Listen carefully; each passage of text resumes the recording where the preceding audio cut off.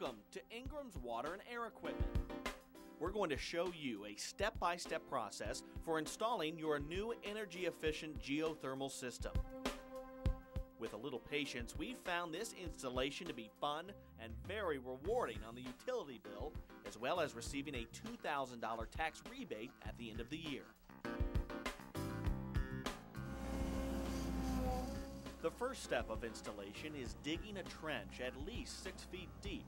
While the trench is being dug, begin making a horizontal loop system with polyethylene plastic pipe. You'll notice that we have a 4x8 sheet of plywood with one 2x2 stood upright 3 feet apart on each side. This allows us to keep a consistent 36-inch loop. You'll need to allow enough pipe to accommodate the length entering the compression fitting header. Once we've determined this length, we start to make the slinky loop with the set marks on the plywood 18 inches apart for the width of each loop. Once the loop is set in place, we use plastic zip ties to hold firmly in place.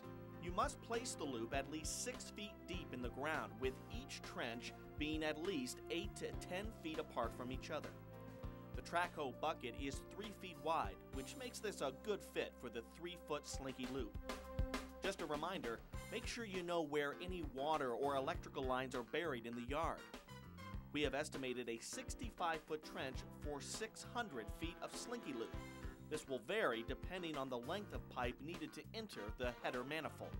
Now's the fun part, dropping the completed slinky loop in the trench. You'll need to have a long pole to push the loop in the trench straight. Make sure you mark the supply and return loop. The second step, filling the pipe with water and connecting to the header manifold, this is a non-pressurized system, which makes it different than conventional geothermal pressurized systems. Now it's time to hook the supply and return to the unit and the QT flow center and adding the propylene glycol. You'll need to kick the power on and start the pump adding water or glycol to the flow center, then hooking the power from the QT flow center to the contactor on the unit. Once you start the unit up, check for any leaks in the header. If you get a leak in the header, no worries. Turn the pump off and adjust the pipe entering the header.